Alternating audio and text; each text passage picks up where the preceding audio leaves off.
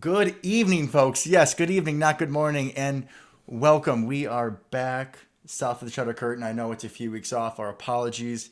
I'm Devin Hines. Sitting across from me is Luke Mueller, as always, and as always, nice and cheesy. You want to say hi to the folks, Luke? Hi, folks.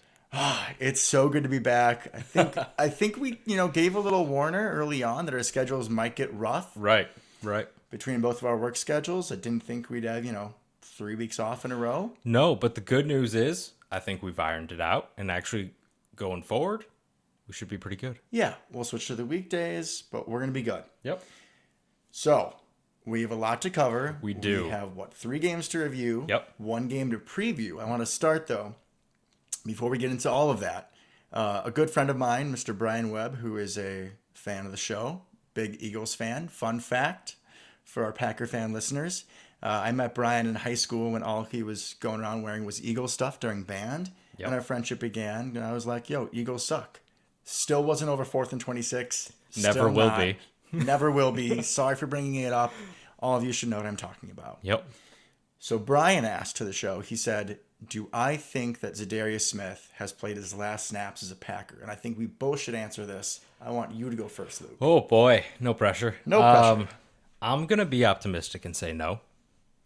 I don't think he's played his last snaps as a Packer. That may just be, like I said, blind optimism.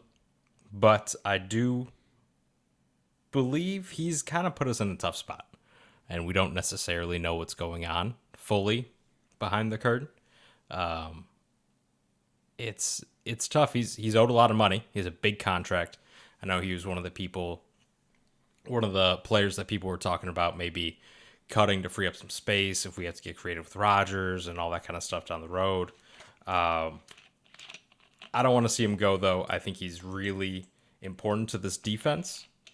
I think we've survived without him, but I think he really is going to help us take this next step. And I hope, we don't know yet. They haven't really come out and said much, that he will be back at some point this season. I hope, maybe. Mm-hmm.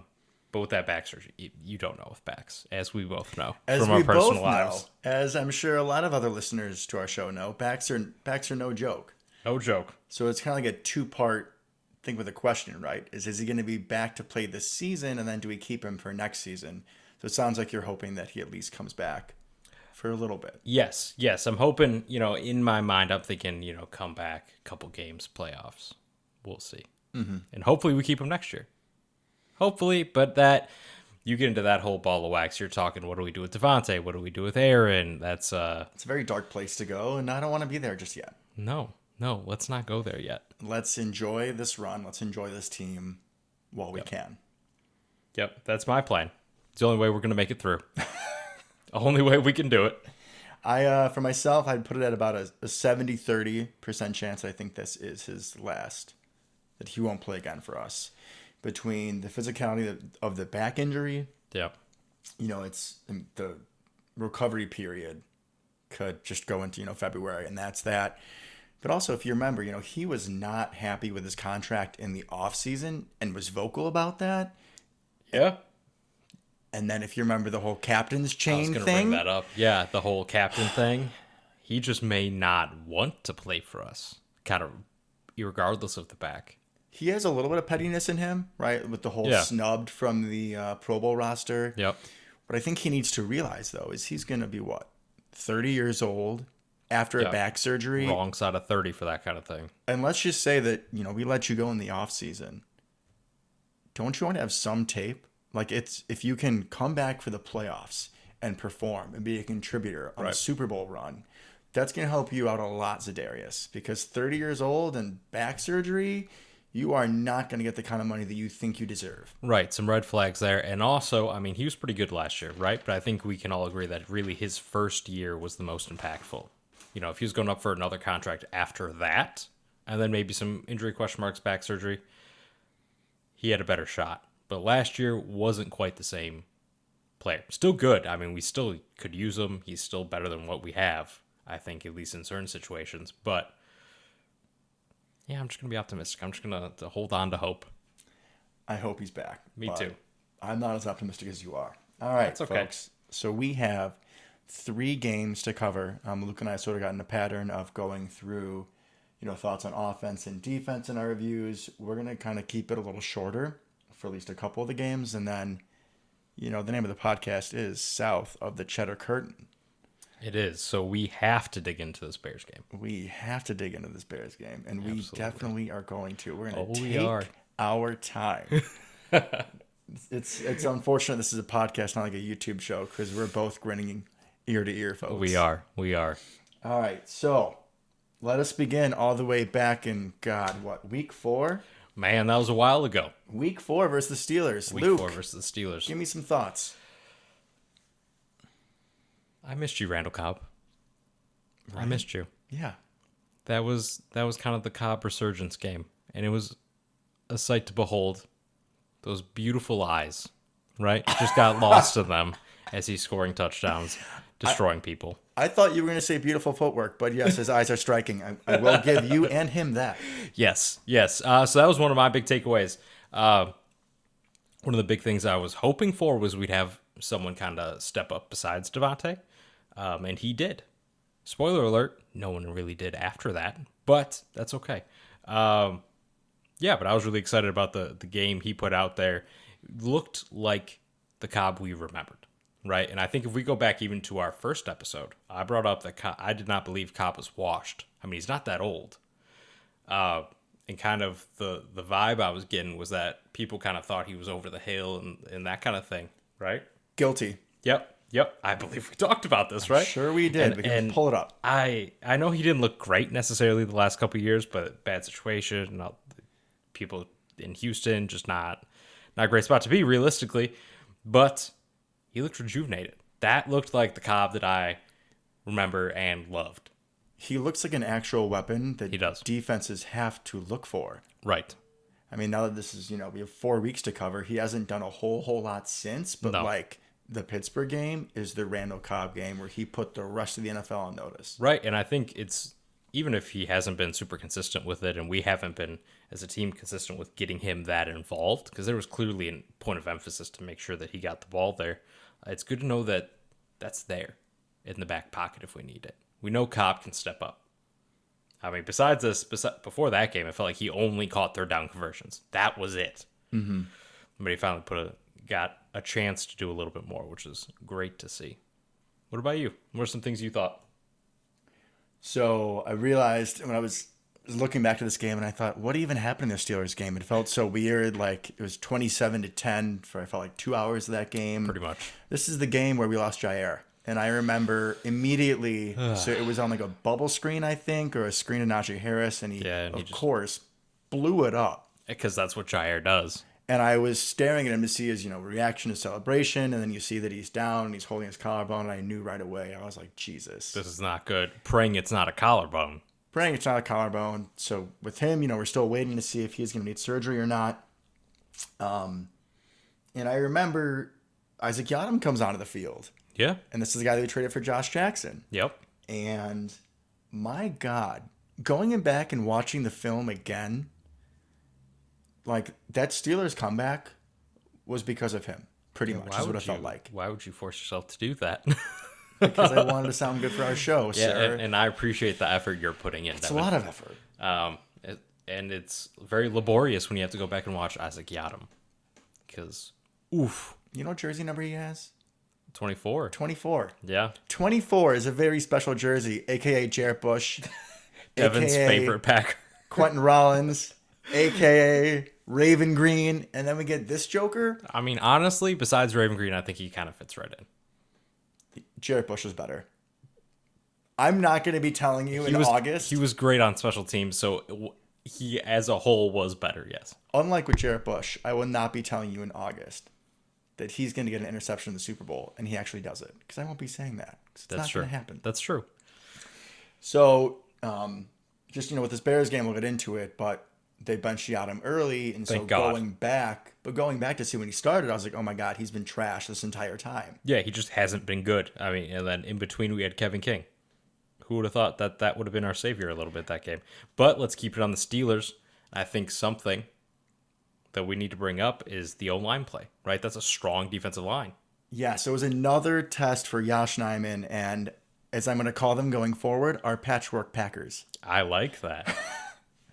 Came up with that today. I was super excited about it. Here's its debut. Love it. Yeah, I mean, you have Watt, you have Tuitt, you have all those guys. Offense line was really stout. I mean, heads up, shout out to LaFleur. Yeah, scheming a lot of help when needed. Exactly, which has been, I know, a bit in production for, is it McHenry's Own? McHenry's Own. McHenry's Own, Robert Tonyan. There we go. Tunyon, remember? We went over this. That's right. Strike two. That's at least the second time I've said that wrong. Probably. Sorry, Big Bob. I know you're listening. Forgive me. But yeah, great. It was great to see. And honestly, our third string left tackle looks better than a lot of starting left tackles, which is scary. I think it's great. Patchwork Packers, as you said, we didn't really miss a beat. Obviously, the world looks different with David Bakhtiari and Elton Jenkins back, but And Za'Darius. And Jair. Well, I'm just talking about the O-line. But Yeah. yes. But to be able to go out and put up consistent performances, and it's not like there's guys just getting blown up, and especially not in that game, right? They held up well.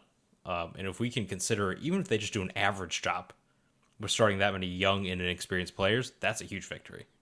And I mean, you have two guys, Jenkins and Bakhtiari, who are arguably the best in their position. Yep. Imagine what the running game is going to be when they're both back and healthy. Exactly. Only other thing I wanted to add, if I may, on Absolutely. the Steelers game, Devondre Campbell. I might just talk about him every single game. I mean, he's given us reasons to. He is captain of consistency. And, for being such a big-framed guy, you'd think that he'd get, kind of caught in the traffic. But he moves well. Exactly. He moves well. There was a particular play in the fourth quarter. They just tried doing like a drag to Juju, right? Drag, slants, Matt and cheese, get your guys open across the middle. He had a pass breakup on one, and then on the play I was talking about, he tackled Juju right away. Yeah. Just stopped him cold. Kept up with him, read it, and sure tackle. Like, you also don't see him missing tackles. No, you don't. Always good angle, and he always wraps up. I haven't seen a broken tackle on him either. No, I mean, he's been a revelation in the middle. I mean, he's looked really good. He's been what we've been hoping for this whole time from a multitude of people, pretty much back to A.J. Hawk, Desmond Bishop times. Blake Martinez, I think, he's a good player, right? But Campbell's better. It's early. I'm already saying it's real early. It's real early. He definitely makes more impact plays at this point, and he seems more athletic and better in coverage, which is not necessarily, I think, what was expected of him. I think he's shown a lot of growth, or it's just we didn't know about it in that realm. I think he's been great in coverage overall. So, I agree. We'll talk about him every single week at this point. Steal the offseason. 100%. All right. Do we go on to the game that would never end? Oh, boy. Week 5 in Cincinnati, where we should have checked all of our blood pressures. I'm sure they would have been through the roof. I mean, yes, 100%. The amount of people that I was just texting, like, we lost 4 different times to, you are one of them. Indeed, I am. Yeah, that was a rough one. My wife can attest to that. We were on vacation, and I was just pacing around the Airbnb, just up and down, head in hands, just freaking out the entire time. That was a struggle to get through. Most definitely. Yeah. But our silver fox, Mason Crosby, came through in the end. You wanted to cut him at one point. We're going to bring this up. I got a text after the second, third, who knows at this point, one of the multitude of missed field goals, cut Crosby. He'd made 27 in a row until that point, and you're trying to cut the man? Sir, Yeah? do you not remember the last time he went on a Missapalooza streak? I don't think it was one game. I think it was a multiple No, it stretch. actually was just one. There was that year that you're talking about, but after that, he missed like 4 or 5 kicks against the Lions in 2018, and he like literally hasn't missed a kick since then. So if he just implodes one game every 2 to 3 years, and then it's just money, just ice besides that, I'm going to take that, especially if we win the game at the end of the day. To my defense, I was also on vacation. I may have had a drink or two, and you may know this about me. I can sometimes be a little dramatic. You are definitely opinionated in the heat of the moment, without a doubt.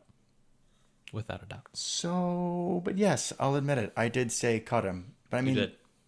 we both have watched so much football in our life, and have you ever seen something like that where both No. teams miss two? I mean, it was 5 total, but it was 3 and 2. Yeah, back to back to back to back to back. No, I mean that was incredible for all the wrong reasons.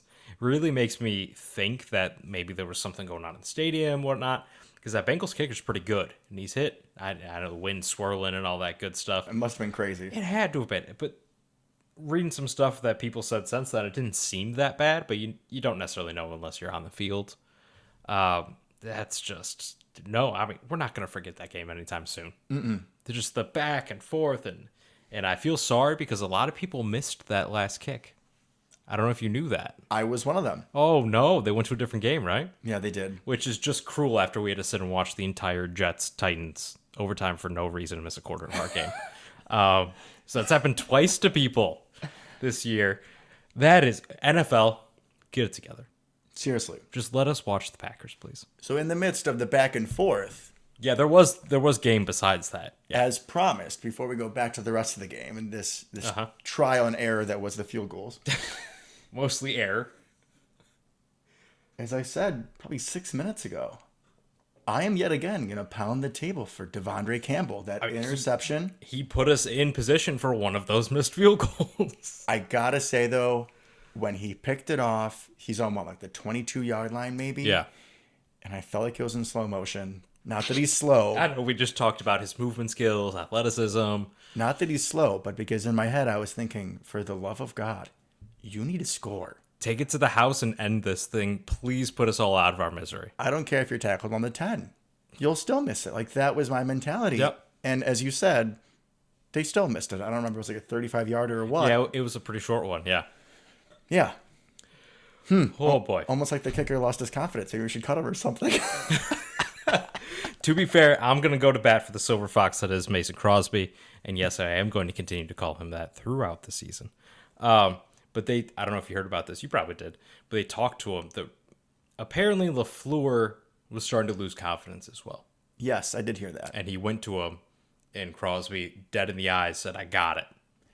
Yes, it was like 2 minutes to go. It was 4th and 2. Yeah. And they were like, should we just go for it? And I was like, Jesus, just go for it. Honestly, me too. I don't care. I'm not going to lie. Me too. I didn't care if it was 4th and 2 or 4th and 22. Like, go for it at this point. Right. Just throw a Hail Mary. We have great luck with those. Indeed, we do.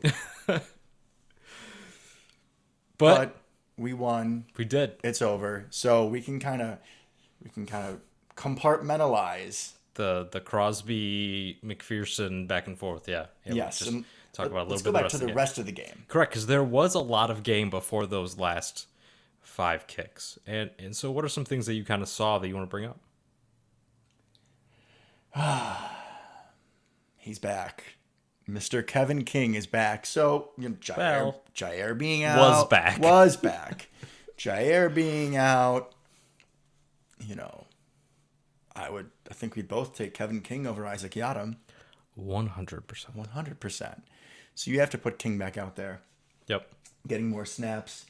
I think he got hurt maybe in the 3rd or 4th quarter, but in the first half, he actually made some really nice plays. Yeah, and I guess he was hurt pretty much the entire game, what I read afterwards. But yeah, he played well. He tackled. Was aggressive with his tackles. He was, which is especially amazing given that he had an injury already, or at least got one early on in the game. I mean, that was one of the better games we've seen from him recently, which just makes it even more tragic that it's the last we're going to see from him for at least a little bit. Yeah, I don't know if we put him on IR yet, but I know Matt LaFleur was talking about in his press conference today that they're thinking about it. But that's a game we really needed him for. T. Higgins didn't do anything. I mean, Jamar Chase did, obviously. We'll get into that for a minute or two. But I also found it interesting talking about cornerbacks that we had Stokes kind of shadow him at times, which I like. That was a big vote of confidence for the rookie. That was. I mean, it didn't always go great, but I like that we did it, honestly. And then a couple of those plays were just great plays by Chase. Jamar Chase is going to be an absolute stud. So No doubt. he just waltzed into a great receiving room and just kind of took it over real quick there. So I think Stokes versus him was a great matchup. I was happy that he competed as well as he did with him, with Jamar Chase. And I think he had something. He always had that pick in the end zone. He had some nice plays. He had a deflection that turned into a reception. It's not really his fault. So yeah, I thought he played overall well. I mean, we have to remind ourselves he's a rookie. Rookie corners get burnt. It's just what happens. But overall, I'm very happy with him in that game specifically. And in that game, he's the number one corner. I mean, after JR goes out, he is the number one corner. He's the best corner we got. He from corner 3 to corner 1 in like 3 games. Mm-hmm. And he's stepped up nicely. Mm-hmm. He absolutely has. Going back to the Jamar Chase, that 170-yard bomb, Darnell Savage was right there. He should have had it. I mean, 9 times out of 10, I'm sure he at least touches the football, if not picks it off. It was like almost like an over pursuit, like where the ball was behind him. I thought, honestly, I think it has to do with Joe Burrow's lack of arm strength. I didn't see that. I didn't know that beforehand. And it wasn't like a lollipop throw or anything. But I think he got there too early. Honestly, a little bit. Some of that's because that ball just kind of hung to a slight degree. But the closing speed, good Lord.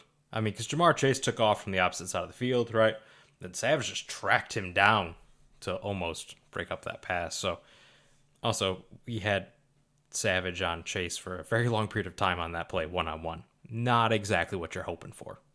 But the thing is, he still played it well. He was still in a position to make the play. Just a little bit of mistiming. Yeah. I was pretty surprised this was Devontae's first 200-yard game. Yeah, that doesn't sound real. Mm-mm. I mean, I imagine, especially knowing Devontae's history, the amount of times he had 997 yards on a season. Twice, I believe. He gets very close to milestones, so without going back and looking, I'm sure he's been in the 180s a bunch. It just kind of feels like that kind of thing. But yeah, really, 200 yards, it's impressive, and it's kind of weird that it hasn't happened sooner. I mean, how many games has he absolutely dominated? I can't count that high. Right? I'm a man of limitations. I'm sorry. I definitely don't have that many fingers and toes, so we're out of luck there. But yeah, he played fun. He was just toasting them left and right. It was a thing of beauty. How many times did you hear after that game that Rodgers threw for 300 and Aaron Jones ran for 100 and Devontae had 200? First time it was amazing. It was amazing. I mean, it was, but that storyline got a little old for me. I'm never going to tire of excellence, Devin. Never going to tire. I like excellence as well, but let's move on to something else. And what is that something else? I don't know, other storylines. You know what? They could have talked about Devontae Campbell more. I mean, they should talk about Devontae Campbell more. That's my answer for everything. If you need another topic, go talk about Devontae Campbell. Now, I will say something, and I absolutely love Devontae just destroying people. But that was kind of another game where it felt like we didn't really have anybody else. Aaron Jones played great, right? Something we talked about before. Has come up in years past, is you really want another guy to do something. It was Cobb in the Steelers game. It's on paper, it was your boy MVS coming into the season. Just feels like you're hoping for Alan Lazard 80-yard game or something like that. And that was kind of a game that highlighted that to me, personally. I'm going to take a completely different take on that. Go for it. I mean, I think that this offense is obviously run through Devontae and Aaron Jones. 100%. And everybody else, it just depends on the matchup week to week and what the defense is showing us. Right. And by God, if Devontae is going to be open that much, then you throw him the ball. And I'm with you on that, 100%. It's just one of those things that kind of you put in the back of your head. I mean, it's not like after the game I was like, oh, why didn't we throw the ball down your belt? Absolutely not. Just keep throwing Devontae if he's going to torch everyone. But, I would be lying if I didn't say that a little flicker back there somewhere thought of like, what happens if we end up with another Saints-type game? Now, I know a lot went into that, but Lattimore had pretty good coverage on Devontae most of the game. We do not talk about that game. That game was an apparition. I understand that. It wasn't real. We're taking nothing from it. I was thinking about in the drive over to record this show. Mm-hmm. I was thinking, what after week 1 if I would have told you that we would have not only Bakhtiari, but then Elton Jenkins, Jair, and Za'Darius all missing significant time. And we would win 5 straight games after that. I wouldn't believe you. I think we'd be like 3-3 or something at that point. At best. Yeah. So we don't even, that Saints game, We're just throwing it over there. throwing it over there. I mean, it's not the first time it's happened to us. Just saying. Hopefully the last. Hopefully Probably the last. not. Probably not. Probably not. I do want to give a little bit of a shout out to the D-line and the linebackers in that Bengals game. Had good pressure on Burrow. Chris Barnes' sack It was beautiful. in the first quarter, I got so hyped up. He just went like right up the middle, untouched, and he thumped Burrow. Which is not something we see a lot, really. No. I only remember a lot of Chris Barnes pressure in the past over the last year. But yeah, looked great. I really liked kind of what we were dialing up, being a little bit more aggressive and in his face. And really another guy we could talk about every single game here. Kenny Clark is a man. I mean, every game he's just blowing people up at this point. This might be the best he's looked, I think. He looks great. He looks great. I mean, the stats aren't going to be crazy for a defensive tackle, nose tackle like him. Not going to have a ton of sacks, ton of tackles or whatever, but clearly affecting the game. If you watch the tape, if you watch the game, You can and see you know football at all, it right. shows. You see how many plays he completely blows up. Yeah, he looked great. Steelers and Bengals. Steelers and Bengals. Yep. Oh, you were saying Kenny Clark looked great Yeah, there. in those I thought two we were games. also saying like Steelers and Bengals.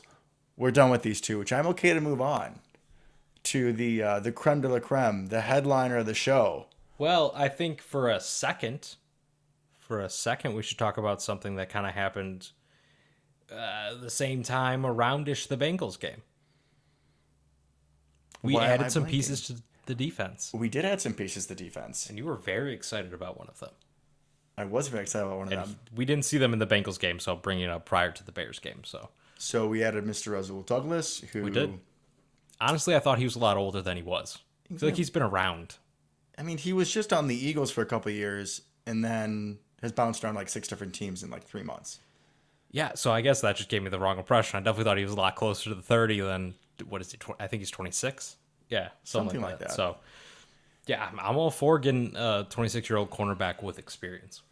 Yeah, I mean, especially after what we've seen from Isaac Yiadom, I'm very thankful to just throw another body in there. Just literally anybody. So we signed him. Yep. The Cowboys kind of surprisingly cut linebacker Jalen Smith, who's been a little underwhelming. But I still think he's a physical specimen. Not expecting him to come in and take snaps from Campbell, maybe a few snaps from Barnes, put him more on the dime. But let me ask you this, Luke. Would you rather have Jalen Smith come in if Chris Barnes gets knocked up? Yep. Or would you rather see Ty Summers? I mean, 100% Jalen Smith, but we'll get into Jalen Smith a little bit and his performance in the Bears game, I think. I saw why he got released on a couple plays, I think. I understood. Now, the Cowboys have a great linebacking core, so he may have just been the odd man out type of thing. But I'm not grading him at an A. Let's just say he's a C. which is better than Ty Summers. A C is I'm better good with than that. an F. I'm Yes. good with that. Yeah, We both made it through school. We know how that works. we did. And the third person we added was Quentin Dunbar, another experienced cornerback. It's nice that at least under Gutekunst, when we add pieces, like in free agency or for need, these are people with experience. Yeah. If this was still Ted Thompson, he'd be signing like an undrafted free agent Right. who's never done anything in his Right. career. They might have been from Illinois, though. I may have had some more random places. Oh, that was definitely more a Ted Thompson thing. You know, that's how we got guys like MD Jennings and John McMillan through Ted Thompson signings. The doctor. We don't say those names. I needed to see a doctor after watching that guy play. Good Jesus. Lord. Oh, man. Okay. Yeah.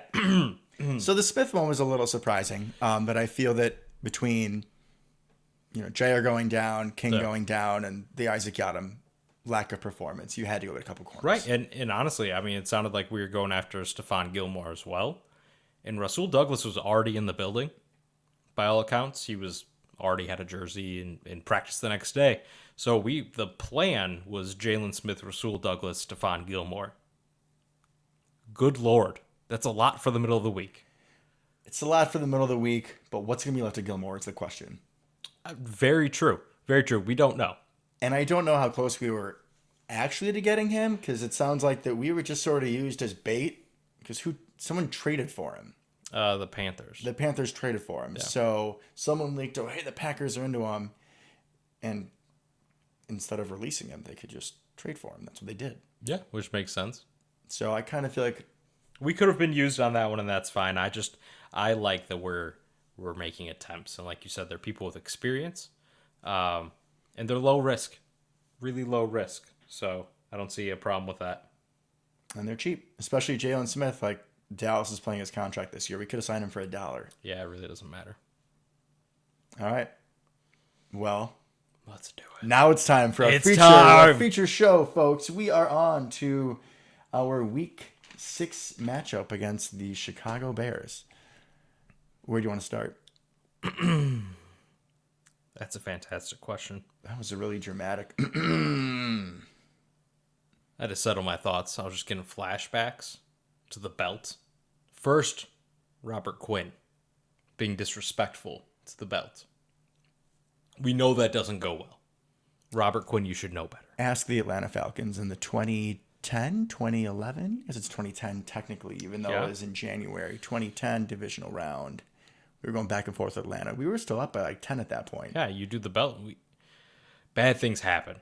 Rodgers threw for like 350 and 5 touchdowns. And Yep. And there was, I believe, a Detroit Lion did it after sacking one time, tore his ACL on the celebration. That's what you get. You don't mess with the belt. It's bad juju. Robert Quinn messed with the belt. And we saw what happened. Aaron Rodgers still owns them. When you texted me that, so I work a lot of weekends, unfortunately, folks, as a nurse. So Luke often texts me updates, and then I'll watch my film study afterwards. Mm-hmm. This is what happened during the Bears game. So Luke texted me what Aaron said, and I said, oh, you're bullshitting me. Like, there's no way he actually said that. And then he sent me the link, and I was appalled. Super happy, but appalled. It was amazing. It was one of my, outside of, throwing 2 Hail Marys in the same drive to Jeff Janis, all-time great Rodgers moment, and Jeff Janis moment. But, it's got to be up there top 5. Just the gall of that man to just scream that into the crowd. And I heard this brought up elsewhere. The fact that he's not just dancing on the Bears' grave like in a press conference or talking to people or whatever. It was so personal, he was screaming at random people in the stands. I heard that somebody in the stands was giving him the double bird. That he saw a double middle finger pointed right at him, and that just inspired him, which, man, good for you. I don't think that's the first time he's ever seen that. I don't, but I'm really happy with his reaction this time. Oh, good Lord. And think about it, right? Coming into the season, especially after week 1, talking about like Rodgers doesn't seem into it, or is he really going to be all there? Is he going to be invested in the season? He doesn't really care. He's playing golf. He's off with his Jeopardy fiance. And doing whatever. Bullshit storylines. And then just starts screaming at random people in the Bears in Soldier Field that he owns them. Still owns them, has owned them his entire life. He owns them. He does. 22-5 speaks for itself. What a record. So when we went down 7-0, did you get any texts from Bears fans? Because I did. I try to keep toxic people like that out of my life, Devin. All right, it's only Scott Shiro, who's another old high school friend. But yeah, he sent me a text. He even sent me the "You Like That" Kirk Cousins gif. Oh, that's good. That was good. Which, if you remember how I feel about Kirk Cousins. Yeah, we know. We don't need to go back into Are we sure we don't? Vaccines save lives. I'm done. Devin. I had to. I'm a nurse. Okay, we're going to try to rein this back in, folks. I apologize. Yeah, no, I actually did have one guy texted me about it. But it's, you just got to have faith. We're the better team. And even on days where we're not, we still beat the Bears. Because the Bears still suck. And we have Aaron Rodgers. And Randall Cobb, who has a tendency to rip the hearts out of Bears fans. That he does. A little disappointed he didn't do a whole lot. Yeah, I think we were saving him. We didn't really need him this game. Rodgers kind of had it handled. We didn't need any heroics from Cobb. But God, what a moment that was. What a moment. That's something that's going to be in his highlight film forever. Just amazing. I'm probably just going to play that on repeat whenever I'm feeling a little down. Just bring up that video, save it to my phone, and then just watch that. Brighten my whole day. All right, let's get back to the game. Yeah, football occurred besides that. Indeed, it did.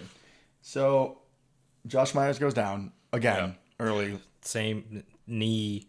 Ugh.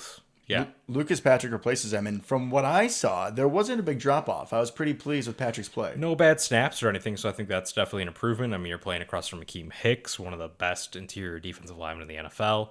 It's a big test, and he held up well. I think overall, not too bad. Really, shockingly, the one that gave us the most problems was Robert Quinn. Until the belt and all that, but I mean, he's still a decent player, and when you have Akeem Hicks and Khalil Mack and those guys, right, you can kind of get lost in the wash. yeah, they're going to give more attention, more double teams to those two. You're going to be left one-on-one more frequently. But we overall, once again, we kind of settled in, kept it in check. Started slow. It's kind of our MO at this point, and then kind of built towards I wouldn't say comfortable victory. It wasn't comfortable. We don't like winning like us, comfortable. We always are just dancing around that like two possession, one possession game type of thing. We just won't put people out of their misery, which is frustrating. But as long as we win, I'm not going to complain. I think this was the best game out of the running backs, though. Oh, they the look running great. game. Yeah. Dylan was 11 for 59. Aaron Jones 13 for 75. They're both averaging over 5 yards a carry. Yeah. Granted, that Bears defense is better against like pass rush than defending the run, but they're still an elite defense. They are, and they have two great, probably one good linebacker. Trevathan definitely being a thumper though in the run game. Mm-hmm. So yeah, I think I was impressed with the run game, and it's nice to be able to just kind of rely on that and let that take the load this year. I mean, we're really seeing, and I know he was your guy, so you're very excited about this. The benefit of A.J. Dillon versus Jamal Williams. Love Jamal. Love Jamal. I will never say a bad thing about him. No. Amazing person. Love the dancing. Love everything. A.J. Dillon's a better running back.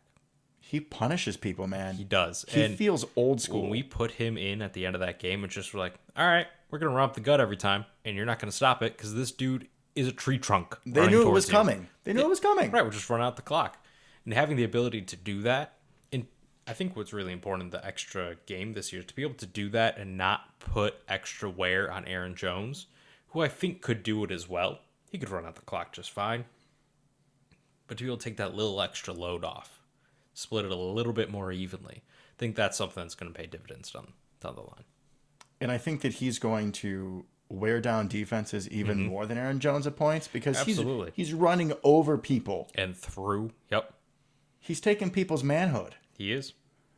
So all of a sudden going up to tackle Aaron Jones, you may not be as assured of yourself as you were before the game started. Exactly.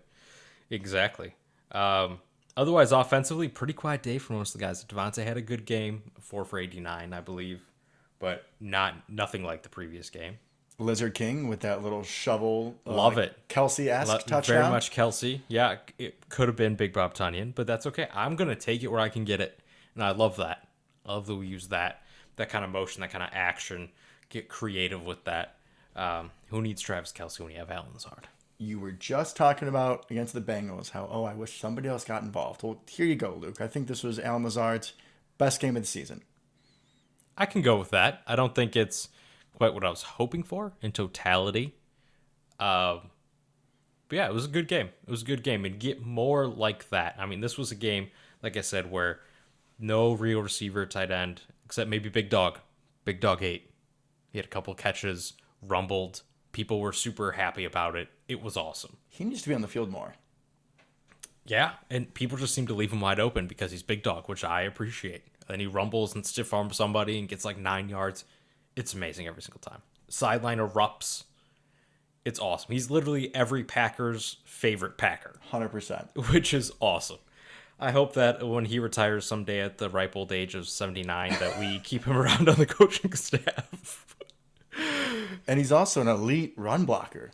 He's literally just another offensive tackle out there at this point. But still gets open and makes, 8, 10-yard catches. Yeah, when you need him, and he's never going to drop a pass. And I think, since we're on the subject of him, when he came into the league, right, and this may just be my, Madden 2006 knowledge, at this point, like he was athletic, right? He I was a always- pass catching tight end. I Early on in always his remember career. him being that as a more of a threat in the passing game as opposed to a thumper in the run game. And what a job by him to age so gracefully. What a career arc, I think. He's done a really nice job, better than everybody else pretty much, and kind of aging into a completely different position, but staying really impactful for a team. You know, I think that's something really special about him. Clearly an amazing person, great attitude and all that, so super happy anytime he gets the ball. That was well said. You're not going to like what I'm going to say next. Oh, man. But with how well he run blocks and his consistency in the passing game, I would be okay if he's taking more Tunyon snaps. Well, here's the thing.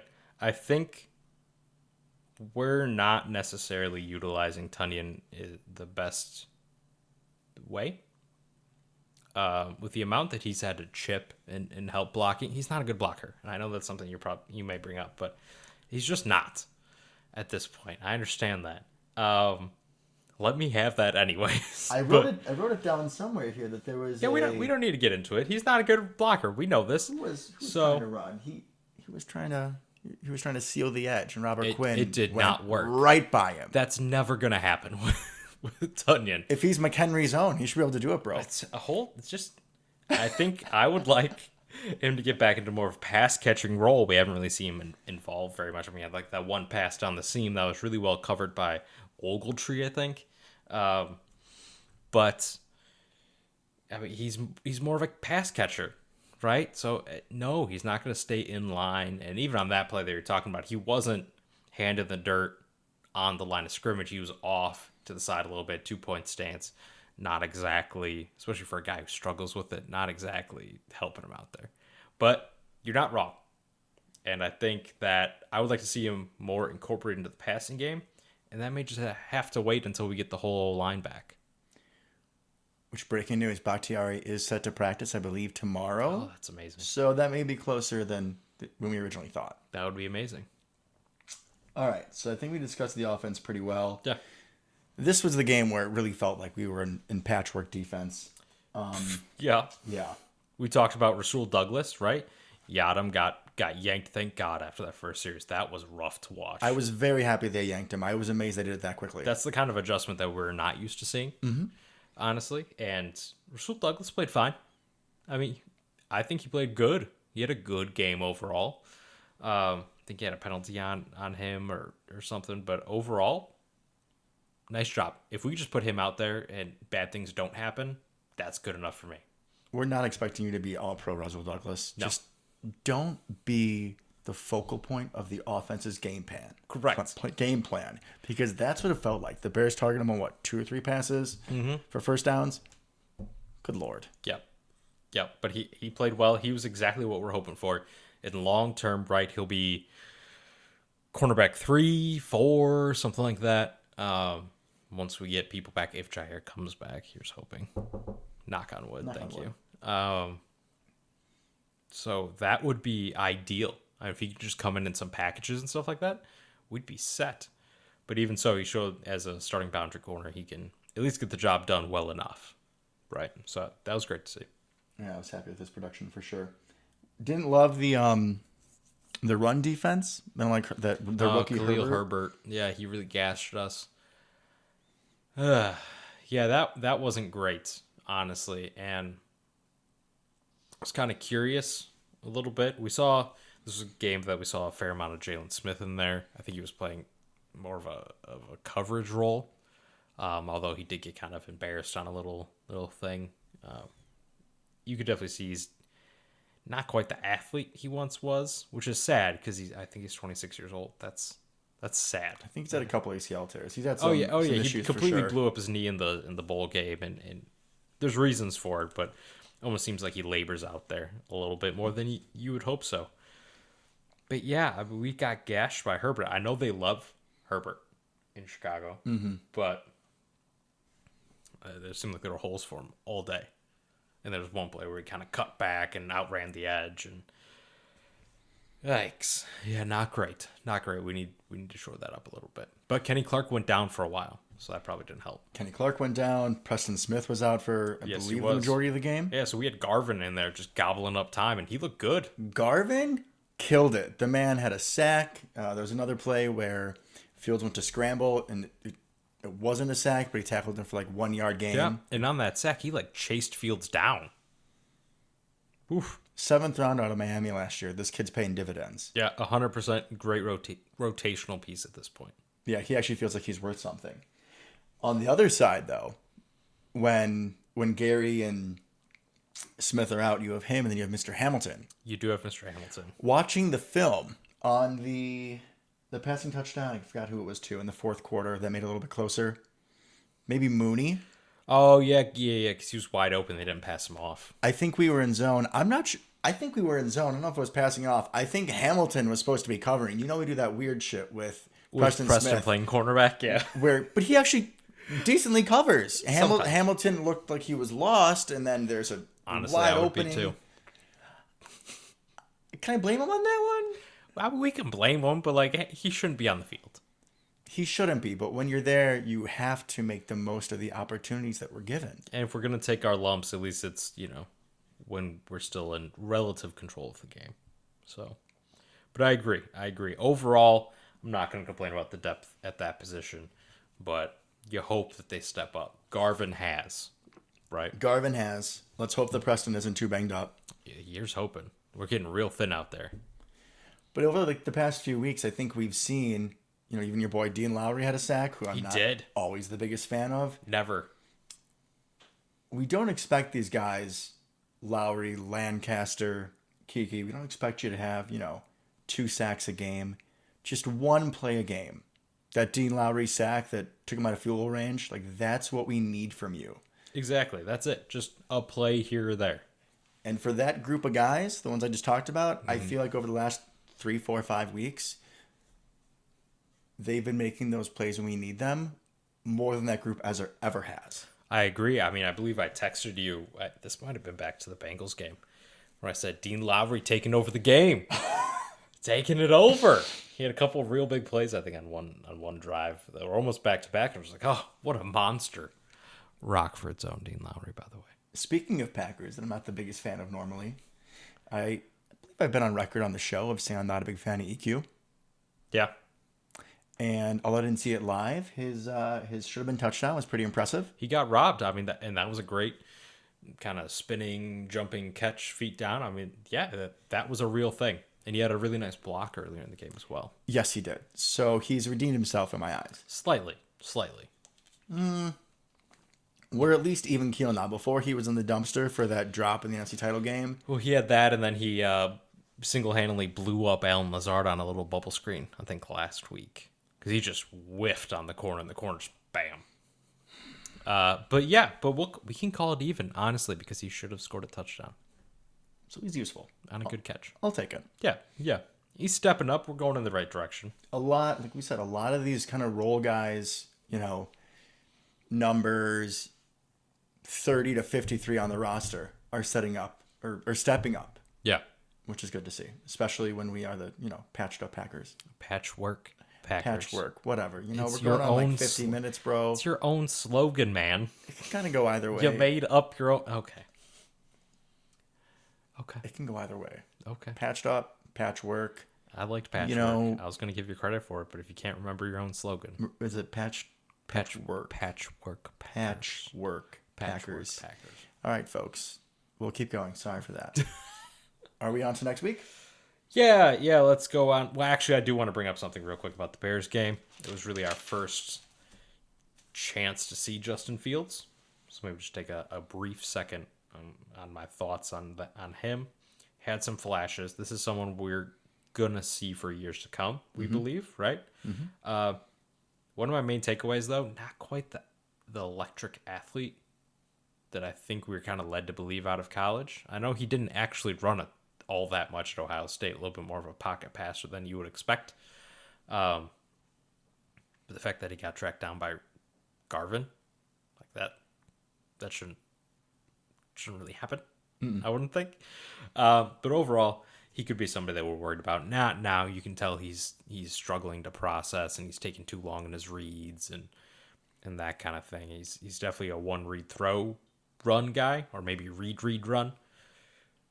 But we should take advantage now. Hopefully Nagy can kind of mess him up a little bit. I was going to say, look what Nagy did to Mitch. Look at the game plan Nagy had for the first game of Fields' career. Terrible. Awful.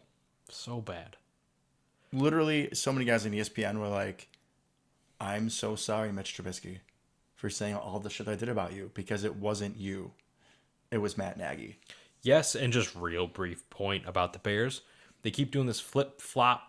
Matt Nagy calling plays, Bill Lazor calling plays. They did that last year. It got better under Bill Lazor. Matt Nagy went back to calling plays this year. Sucked. Went back to Bill Lazor. Not good, but better. Like, this is not rocket science. Matt Nagy's not good at it. Too much on your plate as a head coach. I'm not sure he was all that good at it before that. Honestly, his scheme doesn't seem to be great.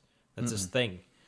So just, if I'm a Bears fan, I'm crying to try to make sure that they give playing calling to Bill Lazor. Let Matt Nagy just be a bad head coach, not a bad head coach and offensive coordinator. Yeah, don't let him ruin Fields. I mean, honestly, I'd be fine with it, but I feel bad for the man. Yeah, well, we as Packer fans, we're happy if he's ruined, but we don't for Justin Fields' sake, for his mental health. Right. I hope you're not ruined, sir. He's got all the tools. Let's see if they can actually do anything with it this time. Well said. All right, on to next week. All right, on to next week.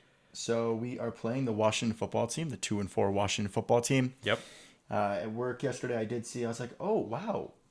Washington is up 13-10 against the Chiefs. What is going on there? Yeah, Mahomes not looking good to start that game.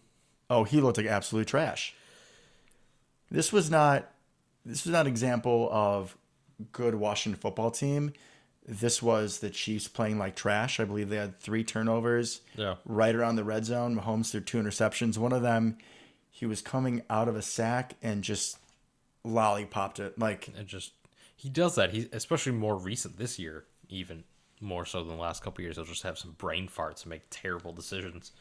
It's almost like as he's getting older, he's getting more Favrean, which is kind of the opposite direction you would expect that to go. But it's not really here nor there. But yeah, Washington played decently and then just kind of let it all roll away from them. So I'm interested to see this team.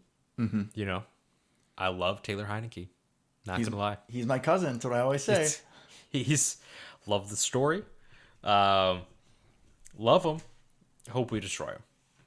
At least watching the game film from last week, I remember against the Buccaneers, he was mobile. He ran. I didn't see him run once against the Chiefs. Let's hope he doesn't run against us. I hope not. So let's go through what we think a little bit of the offense, right? Antonio Gibson, he's banged up. Mm-hmm. If he goes, he's a good running back. He's like 6'2". He's a big guy, athletic, catch. You can do a lot. That's why I drafted on my fantasy team, but a little bit of a disappointment. I hope he's another disappointment this week.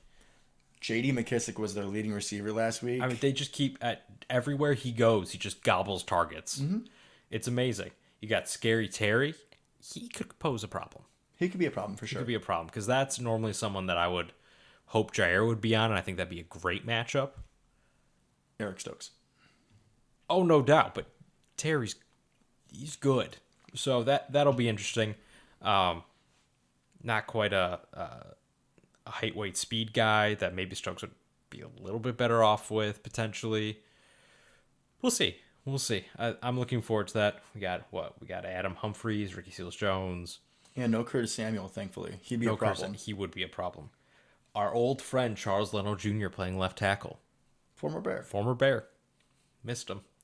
So we'll see. It looks like their offensive line's a little banged up. Hopefully we can kind of get after them there. Really, the story with this team, as it was last year, is the defense. And that defensive line. Filthy. I would just put 5 guys out there every play. Chase Young, Deron Payne, Jonathan Allen, Montez Sweat. And Matt Ioannidis. Just because he sounds like King Leonidas, Love 300, great movie. Yeah, folks, we're going to some references in here. Got to throw him out there. You got Kendall Fuller, Landell Collins in the back there. It's a talented defense. a talented defense. They've been underperforming this year for sure. They have been, but I'm just really hope that Chase Young and Montez Sweat don't go off. Because Chase Young has that ability to just kind of take over a game. Easily. I'm hoping this is not that week, that they kind of can stay dormant just a little longer. Expect a lot more chipping from your boy Tanyan. Yeah. I know how much you love that. Also, one of my favorite names in all of sports is their punter, Tressway. Love it. There's a will, there's a trust way. Absolutely love it. All the puns you can make off of it. So really, their offense is not that scary. They got a couple playmakers, but the quarterback's a huge question, right? So I think we can kind of contain them a little bit. We have a better defense than the Chiefs, I believe, overall. Most definitely. We're not going to make the same silly mistakes. I don't see Aaron Rodgers throwing 2 picks in this game. I don't either.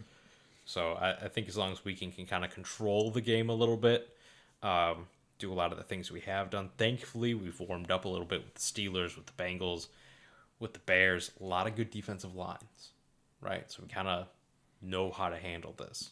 We'll see if Josh Myers is back. Not going to hold out any hope, honestly, at this point. Still, it's Monday. We don't have injury reports really yet. But I think we should be able to kind of control this game. I hope. We'll have to see if Savage is back. I know he went out with a concussion. Yes, he did. And Henry Black came in, played pretty decent overall. You didn't hear his name. No. Sometimes that's all you want to hear from a guy like that. It's just, make tackles, and he did. He had, I think, on back-to-back plays, he ended up making some pretty nice tackles. So, yeah, just don't botch it. Exactly. I hope Savage is back. I so could too. see matching up either on Ricky Seals-Jones or putting him to shadow J.D. McKissick. I could see either way. I could as well. But even if he isn't there, I'm feeling a lot better about our chances. In the past, we'd have issues with running backs and tight ends. I think with how active the linebacking core is between Campbell, and I also think that Jalen Smith will have a better game this week. I'm hoping. I think we match up much better against this team than we would have in years past. I would agree. We have some athleticism to go against their athleticism, which is something we've been missing recently. So, yeah, I think I'm looking forward to this game. Another noon start, which is always fun. Makes life a little easier. Mm-hmm. But, yeah, I'm looking forward to it. I think we should win this one comfortably. I'm going to say that something crazy is going to happen, but...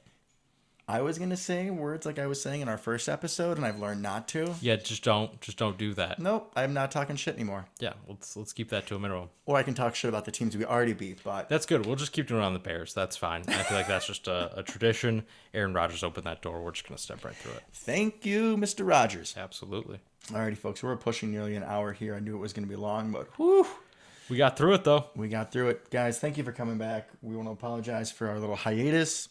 We should be a little quicker. We'll see you next week. Thank you for coming back to South of the Cheddar Curtain. Go Pack, go. Go Pack, go.